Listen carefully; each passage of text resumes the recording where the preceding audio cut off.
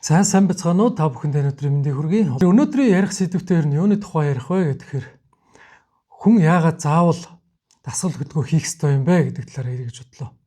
Тэгэхээр хүмүүсийн дунд бас нэлээд ажиглагддаг л да энэ дасгал хөдөлгөөн хийх ёстой юм уу? Яагаад заавал өдөр тутамдаа амьдралын хэв маягтай заавал яагаад дасгал хөдөлгөөнийг зөвлөд байгаа юм бэ гэдээ бас асуудаг. За тэгтэл нэг ийм асуулт байна л да. Хамгийн аюултай өвчин юу вэ гэдэг асуулт. За тэгэхээр дэлхийн нийтээр ингээд хүмүүсийг өвтгөж байгаа өвчнийг ингээд аваад үзэхэд 12,000 гаруй төрлийн өвчин бас хүний биед өвчин болж тохиолдож болох нэ гэж. Нийт өвчлөлүүдийг ингээд тоолоод үзэх юм бол 12,000 төрлийн өвчин байна гэж. За тэгтэл энэс хамгийн аюултай өвчин ямар өвчин юм бэ гэж. Тэгтэл хүмүүсээс ингээд би байгууллагуудаар явбал бас энэ зөвлөгөө мэдээлэл өгдөг. Хүмүүсээс бас асуудаг л да. Тэгтэл хамгийн аюултай өвчин ямар өвчин юм бэ гэдэг. Тэгтэл хүмүүс бол янз янзаар хариулдаг. Дийлэнхтэй энэ үзэж байгаа киноноосоо болдго юм уу? Юунаас болдгийг хавдрын өвчлөлийг бол хамгийн аюултай өвчин гэж хэлээд байдаг л да. Тэгтэл хавдрын өвчлөл хамгийн аюултай өвчин мөн үү гэдэг дээр бас бодож үзэх хэрэгтэй. Та ингээд хавдартай болсон байна. 2-3 жилийн настай байна. Эсвэл хавдрын өвчлөлтэй болсон байна. Эмчилгээ хийх юм бол тийм бас эмчилгээнүүд байна гэд юм хэлдэг. За тэгтэл хавдар ингээд усцсан хүмүүс бас өөрсдөө ингээд хавдар ингээд усчижээ би хүнд байдал орлоо, нас барах нь гарцааг боллоо гэдэг ч юм уу. Иймэрхүү сэтгэл зүйн хүнд байдалд ордог л доо. Ар гэрийнх нь хүртэл ингээд хүнд байдалд ордог. Энэ бол бас нэлээд хүнд өвчлөл учраас хамгийн аюултай өвчин гэдгийг бас ойлгож магадгүй юм. Гэтэл хамгийн аюултай өвчин юу вэ гэхээр тархины цус сарвалт эсвэл зүрхний шигдээс гэдэг өвчин хамгийн аюултай өвчин гэж. За яагаад энэ хоёр өвчин хамгийн аюултай өвчин болчихвоо гэдэг асуудал. Тэгтэл нөгөө түрүүний ингээд ярьж хэлсэн хүмүүсийн бас ойлгож байдаг энэ хавдар яагаад аюултай өвчин биш вэ гэж. Тэгтэл хавдрын өвчлөл бас хүнд болоод ар гэрийнхэнд нь бас ингээд тодорхой хэмжээний салах ёс юм уу? Бас хугацааг бас боломжийг бас олгож идэг юм байна. Зарим хүмүүст нь эмчилгээ хийгээд сайжрах, эмчилгээ хийгээд эдгэрэх боломжийг олгож идэг. Зарим хүмүүст нь бас тодорхой хэмжээний хугацаа заасан бол ар гэрийнхэнтэй ингээд амьдралтайгаа салах ёс гүйцэтгэх хугацааг өгч идэг юм байна л да. Гэтэл тархины цус арвалт зүрхний шигдээс гэдэг юм энэ өвчин бол ерөөсөө тийм боломжийг өгдөг. Өнөөдөр ингээд эрүүл сарвал явж байгаа юм шиг хүн унтаад сэрэхэд унтаад маргааш өглөө нь сэрэг үйж идэх тохиолдол. Эсвэл зүгээр сайхан ажил хийж явж байгаа л ажлын байран дээр таал болчихжээ гэдэг юм асуудлууд. Тэгтэл зарим тохиолдолд тархины цус сарвалтын тал цус сарвсан байна гэж тал нь би саажилттай болцсон. Ингээл насаараа хөгжлийн бэрхшээлтэй ингээл хөдөлж явж чадахгүй ингээл амьдралын чадвараа, ажлын чадвараа ингээд алдчихдаг. Иймэрхүү тохиолдлууд бол маш их байдаг. Энэ бол хамгийн харамсалтай л та. Сүүлийн үед фэйсбүүкээр бас нэлээдгүй ярьсан байгаа. Ярьж байгаа. Бас ажиглагдаа л гэдэг. Хитрхи залуугаар нас орж байгаа. Ингээл фэйсбүүкийн сүүлийн нэлээд хэдэн юм дээр л дандаа л энэ залуучууд ингээл эд залуу ажиллаж хийж бүтээх насан дээр л нас орцсон байж байгаа. Энэний цааш шалтгаан нь юу вэ гэхээр л түрүүний хэлсэн зүрхний шигдээс тархины цус сарвалт гэдэг л өвчин байна. Энийг бас хүмүүс ойлгох хэрэгтэй. Зарим тохиолдолд сүүлд ингээд хэдэн жилийн өмнө гарсан энэ коронавирусын дэгдэлттэй холбож байгаа. Энэний эсрэг гаргасан вакцинтай хүмүүс бас их холбож үзэж байна. Яг нэг талаараа бас тийм шалтгаан бас байж болно. Тэгтэл сүүлийн хэдэн жил таалангуяа сүүлийн 15-аас 20 жилийн хугацаанд хүмүүсийн ажил ерөөсөй байнгын суугаа болцсон. Өглөө 8 цагаас ахуулаад орой 6-7 цаг. Тэгээд дээдл 8 цаг хүртэл зарим хүмүүс 10-аас 12 цагийн хугацаанд тасралтгүй суугаа ажил хийж штэ. Энийний цаад нөлөө нь ямар үр дагавар хүргэдэг вэ гэхээр түрүүний хэлсэн л энэ тархины цус сарвалт зүрхний шигдээс гэдэг өвчин л байж байгаа. Тэгтэл монголчуудын энэ тайлан судалгааг Монголын эрүүл мэндийн хүрээлэнгээс гаргаж байгаа тайлан судалгааг аваад үзэхэд бол монголчуудын нас баралтанд хүргэж байгаа хамгийн их нас баралтанд хүргэж байгаа 3 өвчлөл гэхэд хавдар, зүрхний шигдээс, тархины цус сарвалт хоёр. Энэ 3 бол ерөөсөй байнгын эхний 3 байранд л явж байгаа. Тэгтэл хүмүүс ерөөсөө энийг бол тоохгүй, ерөөсөө хавдар гэдэг өвчл хамгийн хүнд өвчин юм байна л гэл бусдыг нь бол ерөөсөө тоохгүй яваад байдаг. Тэгтэл харамсалтайгаар одоо хийж бүтээх насан дээрээ манай залуучууд зүрхний шигдээс юм уу тархины цусарвалтаар ингээл яваад байна гэдгийг л анхаарах хэрэгтэй. Тэгтэл энээс хүн яаж сэргийлэх юм бэ гэхээр 100% сэргийлэх бүрэн боломжтой өвчлөл байгаа юм л да тархины цусарвалт зүрхний шигдээсээс. Гэтэл энээс одоо яаж сэргийлэх вэ гэхээр түрүүний хэлсэн дасгал хөдөлгөөн гэдэг юмыг л амьдралдаа заавал бий болгооч гэж хэлмээр байгаа.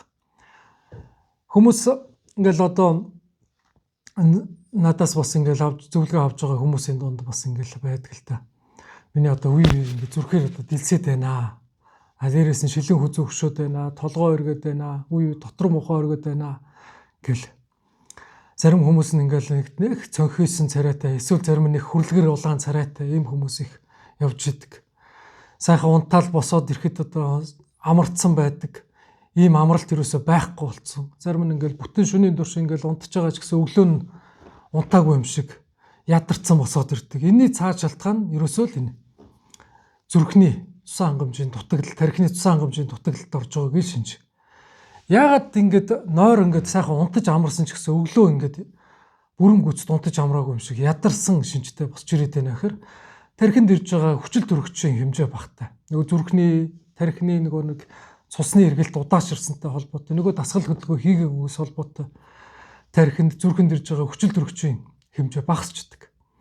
Эннээсээ болоод тархи одоо бүрэн гүйцэд амарч чаддгүй. Иймэрхүү тохиолдлууд бол маш их байна шүү гэдгийг бас анхааруулах хэрэгтэй.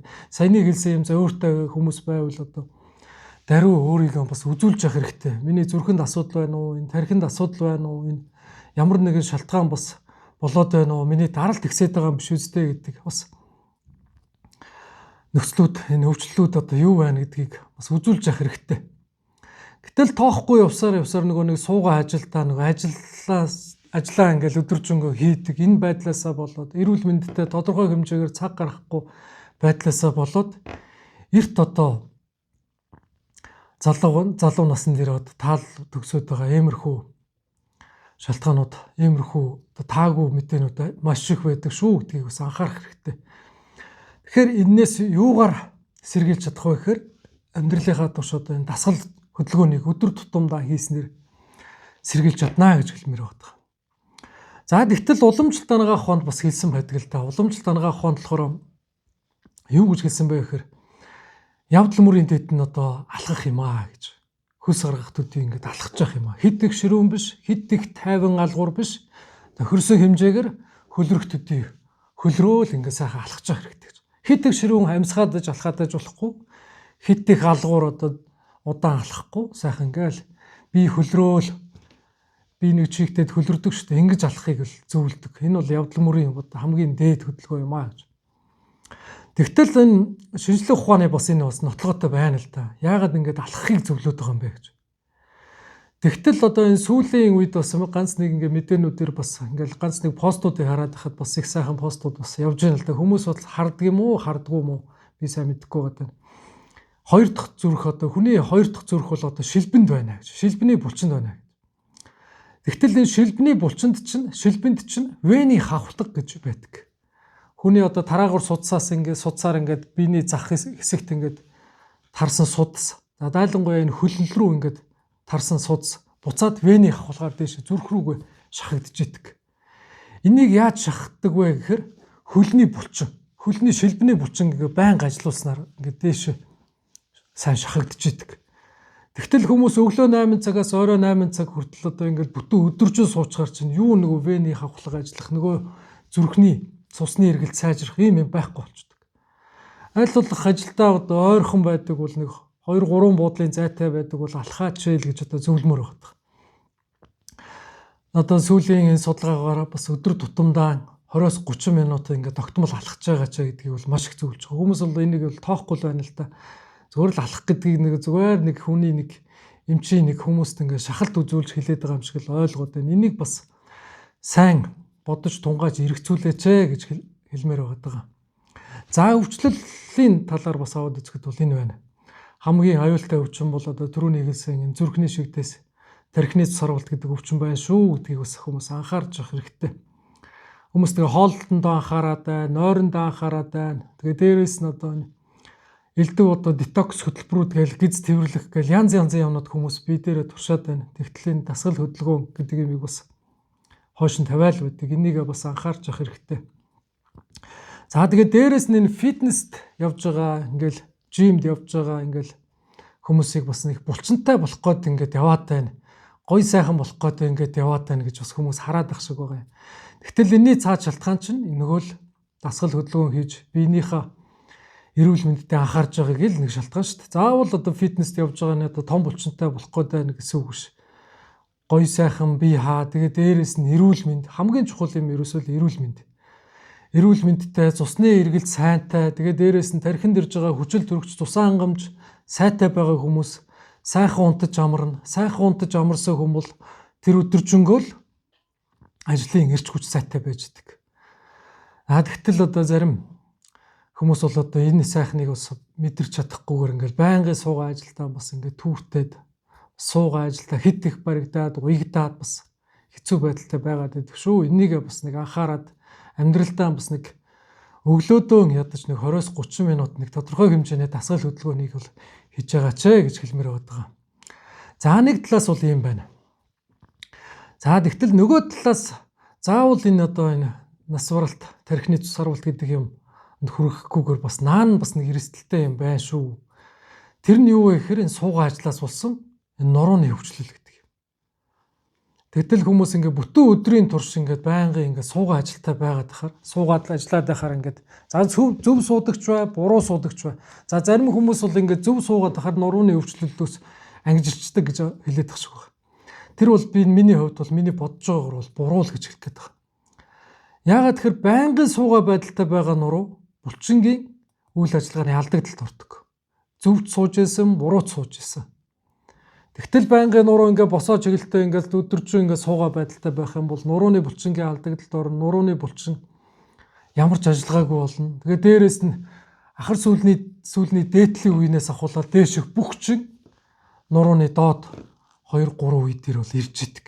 Одоо сүүлийн үед ингээл нуруугаар нүвдэж байгаа хүмүүс гэтэл одоо L 3 4 5 гээл S1 гээл энэ нурууны үеинүүдэд ингээд өвчлөлттэй болсон байна. Энээсээ болоод хөл рүүгээ өвдөж байна, нуруу өвдөж байна гэл зарим тохиолдолд шүнч унтаж чадахгүй болсон юм хүмүүс бол маш их байгаа шүү дээ. Энийг бол анхаарах хэрэгтэй.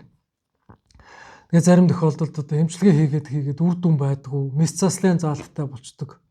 Тэгэл нөгөө амьдралын, ажлын хөдөлмөрийн чадвараа алддаг. Иймэрхүү тохиолдлууд бас байна шүү гэдгийг анхааруулж хэлмээр байна.